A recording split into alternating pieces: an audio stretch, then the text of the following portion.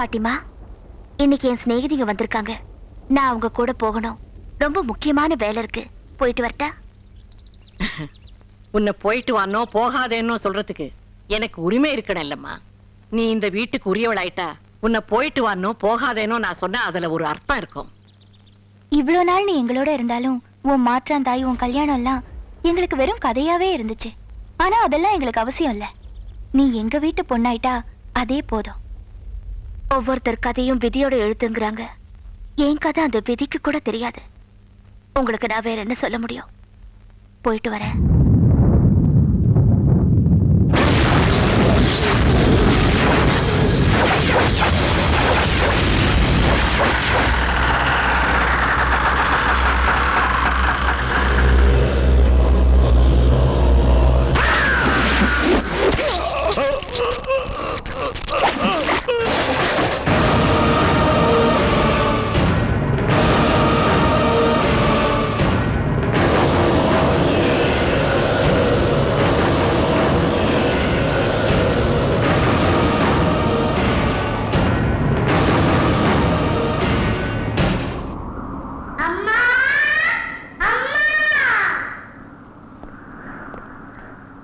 யார் நீ?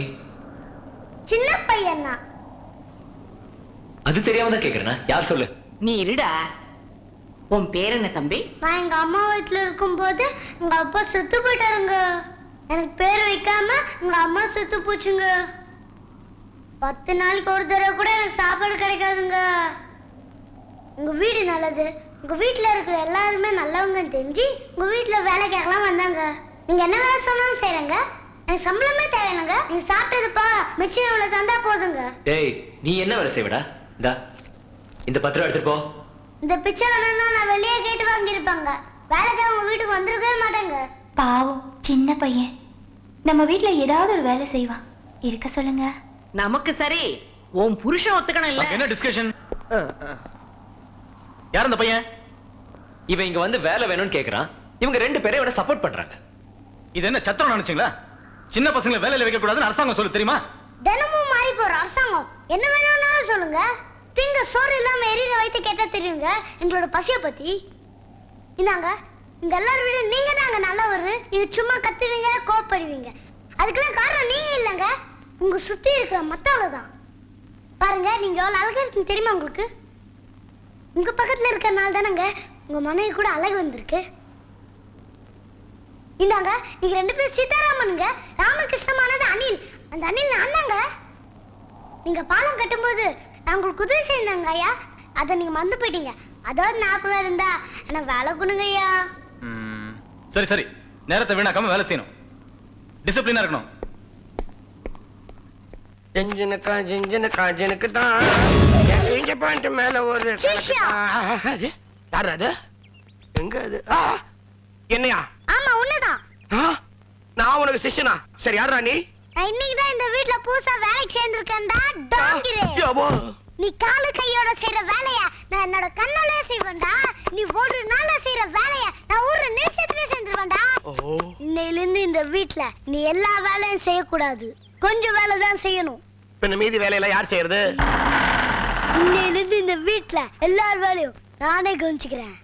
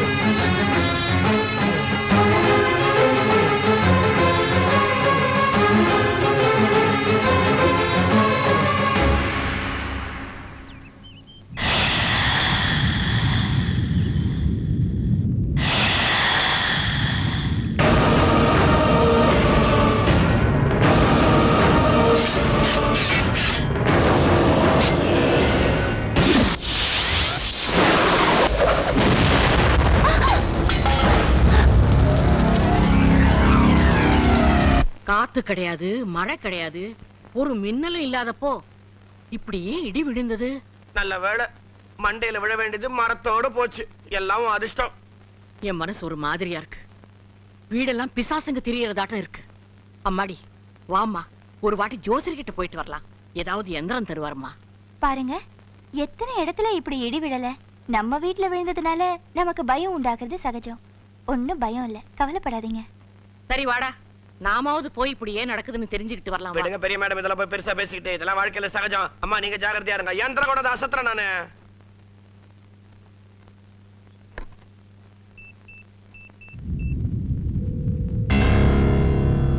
ஹலோ, நான் தாங்க சுசிலா பேசுறேன்.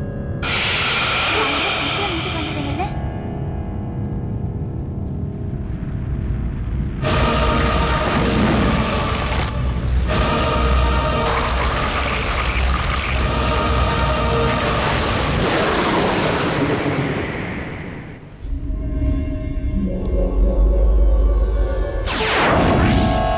சுசிலா, உன் புருஷனையும் உன்னையும் பார்த்து எல்லாரும் பொறாமப்படுறாங்க. ஏன் திருஷ்டி கூட பட்டுடும் போல இருக்கு. அதனால ஒரு சுவாமி கிட்ட போய் இந்த தாயத்தை கொண்டு வந்திருக்க. அவர் நல்ல மகிமை உள்ளவரு. என் நாகமா தான் இருக்கே, எனக்கு இந்த தாயத்தை எதுக்கு? இத நாகமா கொடுத்ததா நினைச்சுக்க. நான் மறுபடி சொல்ற வரைக்கும் இந்த தாயத்தை நீ அவுக்க கூடாது.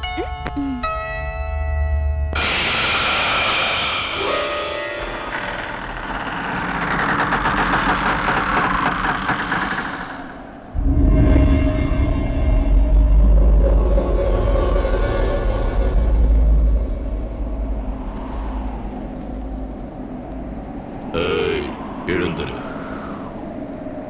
உன்னத்தான் இப்போ நான் சொல்றபடி நீ செய்ய போற.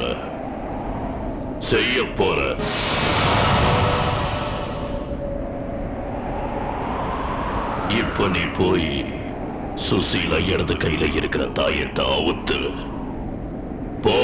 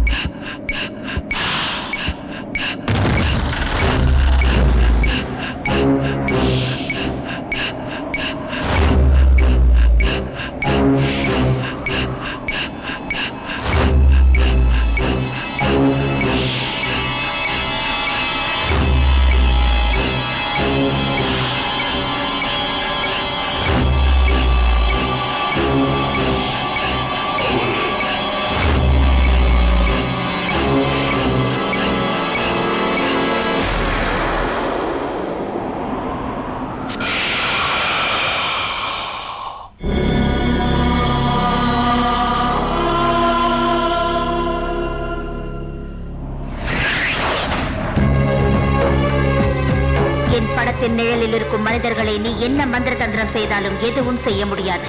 எத்தனை நாட்களுக்கு நீ காப்பாற்றப் போகிறாய் தேவி? தீய சக்திகள் சுமக்கும் என் பல்லக்கை எவரும் தடுக்க முடியாது. எந்த மனிதர்களை நம்ப வைத்து இந்த வீட்டில் சேர்ந்தாயோ அவர்களை விட்டே உன்னை வெளியே அனுப்பி வைக்கிறேன். பார்.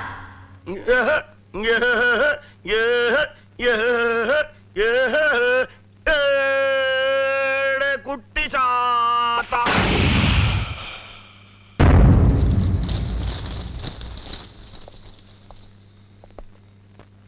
ஏய், யார் நீ? 12 மாசம் சுமந்து 11 நாள் பரிதவிச்சு இந்த கவிதையை பெத்து தொட்டில போட்டு ஆட்டி ஆட்டி ஊட்டி ஊட்டி வளர்த்தேன். ஏய், என்ன கண்டபடி வளர்ற? புரியுற மாதிரி சொல்லு. இந்த கவிதை குட்டி சன்னாவூர் சந்தையில சுண்ணாம்பு வியாபாரம் பண்றான்னா பிபி வாசிக்கிற பொண்ணாத்தா புடவை புடிச்சுக்கிட்டு இங்க ஓடியாந்துட்டானே. உங்க குடும்பத்துல தான் இருக்கான்னு ராத்திரி கடவுள கூத்தாண்ட சொன்ன உடனே குச்சு குச்சு ஓடியாந்த. இவன் பிறந்த உடனே நம்ம ஊர்ல 6 வீடுங்க எரிஞ்சு போச்சு. 7 பிள்ளைங்களுக்கு கால்ரா வந்துருச்சு. ஊரே காலி ஆயிடுச்சு.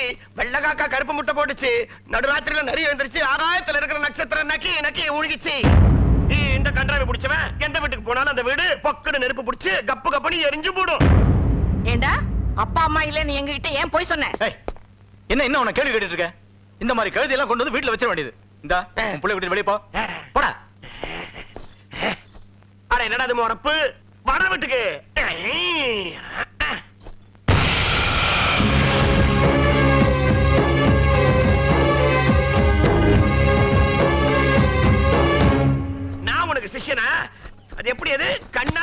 பாக்குறீங்களா நீங்க கண்ணால? ஏன்டா அற போடலங்க? எனக்கே போட்டே வரியாடா? என்னையே வீட்டை விட்டு விரட்டுறதுக்கு திட்டம் போடுறியா திட்டம்? உன்னை பத்தி நம்ம தேவி சொல்லலன்னா என்ன ஆவறது? என் வேலைக்கே வேட்டு வைக்கிறேடா நீ. இந்த வாட்டி விட்டுறேன்டா. இன்னொரு வாட்டி இந்த சுத்த வட்டாரத்துல நீ வந்தேன்னு தெரிஞ்சது, உன்னை உப்பு கண்டம் போடுற மாதிரி போட்டு நெருப்புல சுட்டு தின்னுடுவேன்டா. அந்த பொடி பையன் எங்கடா? அந்த பொடி எனக்கு அப்பனா நீ? பயமா இருக்குறா, பயமா இருக்குறா. குத்தனடா பாரு, 32 பல்லு மொத்தமா வயித்துக்குள்ள போய் சேர்ந்துரும். இது என்னடா ஆழம் விழுது மாதிரி முடி தொங்குது? ஆமா, குளிச்சு எத்தனை நாள் ஆகுது? நாத்த தங்க முடியலடா. அந்த முறப்பு என்னடா?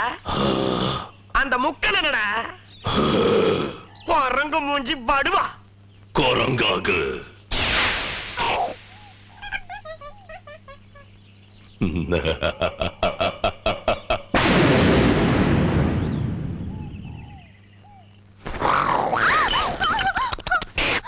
என்னம்மா? என்ன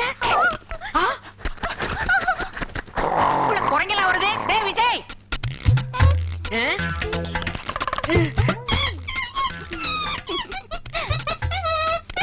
என்னாச்சு? எங்க வீட்லயே ஒரு குரங்கு பையன் இருக்கா, இன்னொரு குரங்கு எங்களுக்கு வேண்டாம். போக மாட்டேன். என்னடா இந்த குரங்கு சேட்டை? என்னது குரங்கு கிட்ட விளையாடிட்டு இருக்கீங்க? Okay okay, blue cross phone பண்ணுங்க, ஜூல கொண்டு போய் விட்டுருவாங்க.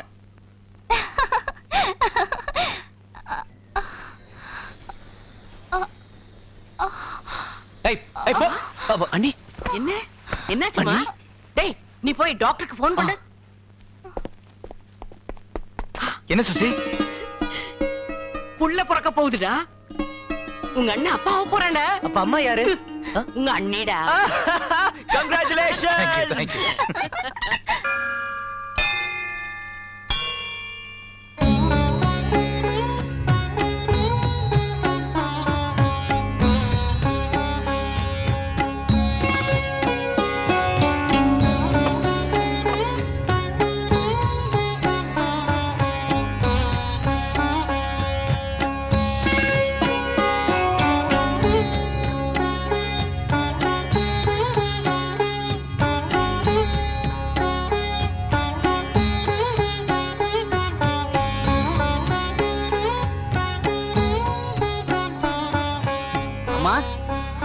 இன்னைக்கு கார்த்திகை பௌர்ணமி கடைசி நாள். நடு ஜாமத்துல ஊர் எல்லை தேவதைகளான முத்தேவிகளும் ஆலயத்துக்குள் சஞ்சரிப்பான்னு ஒரு ஐதீகம். சீக்கிரம் புறப்படுங்க, ஆலய கதவுகளை எல்லாம் மூடணும்.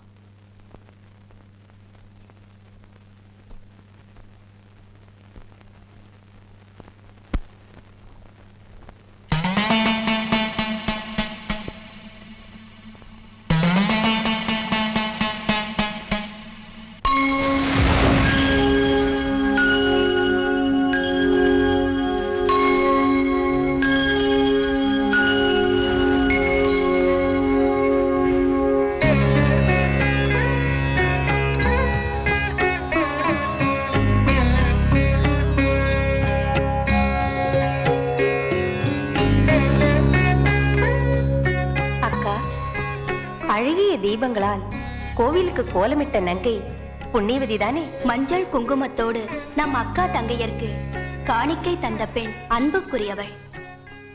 அதனால் வாழ்நாளெல்லாம் சுமங்கலியாக நித்திய சௌபாகியத்தோடு வாழ்கவென வாழ்த்துவோம். ததாஸ்து. தீர்க்க சுமங்கலி பவ. அக்கா, எப்படி பலிக்கப் போகிறது உங்கள் ஆசீர்வாதம்? சுசீலாவின் மஞ்சள் குங்குமத்தை அழிப்பதற்கு மரண தேவன் நெருங்கிக் கொண்டிருக்கிறான். ஆம், அவள் கணவன் விரைவில் மடியப் போகிறான். எங்கே நிலைக்கப் போகிறது நீங்கள் அளித்த நித்திய சௌபாக்கியம்?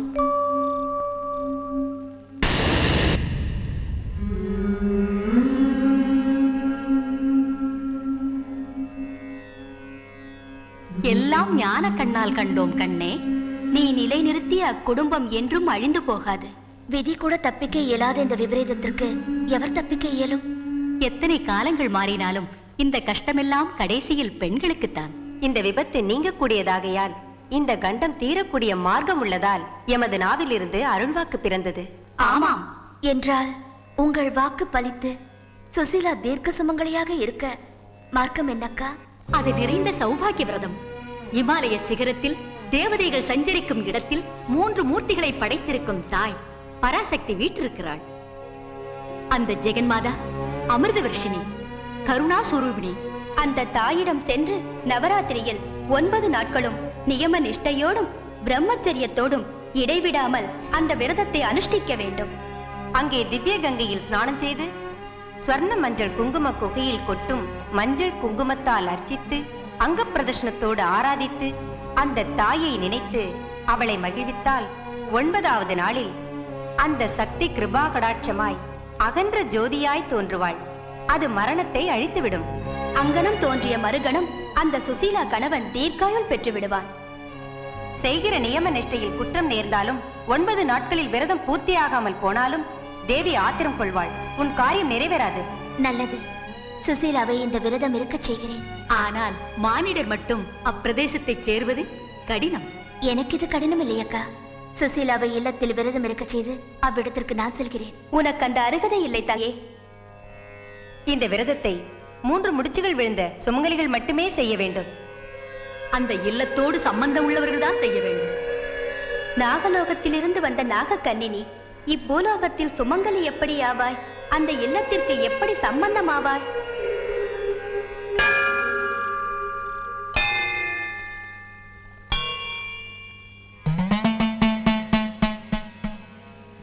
இந்த 9 நாளும் நிஷ்டையில இருந்து லலிதா சகஸ்ரநாம ஜபத்தால அம்மனை ஆராதிக்கணும். இந்த நவராத்திரி 9 நாளும் வாசப்படி தாண்டி வெளியே போக கூடாது. காமம் மனசுல கூட வரக்கூடாது. புருஷனை கூட புனிதமான முறையில பார்க்கணும். துளசி மாதிரி தூய்மையோட இருக்கணும். சாவித்திரி மாதிரி பிடிவாதத்தோட இருக்கணும். விரதம் பூர்த்தி ஆகிற வரைக்கும் இந்த 9 தீபங்களும் அணைஞ்சு போகாம கவனிச்சுக்கணும். இந்த விரதம் பலிச்சா கோடி ஜென்மத்து சௌபாக்கியம் இந்த ஜென்மத்துல உன்னை தீர்க்க சுமங்கலியா ஆக்கிடும். இனி உன் பீடைங்கெல்லாம் தூரமா போயிடும். நான் உன் கூட புறக்காட்டி போனாலும் எனக்கு நீ துணையா இருக்க. எனக்கும் உனக்கும் அப்படி என்ன சம்பந்தம்?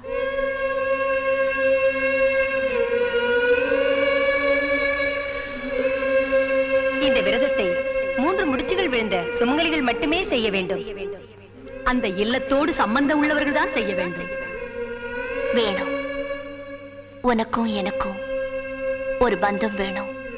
இந்த வீட்டுக்கும் எனக்கும் சம்பந்தம் வேணும்.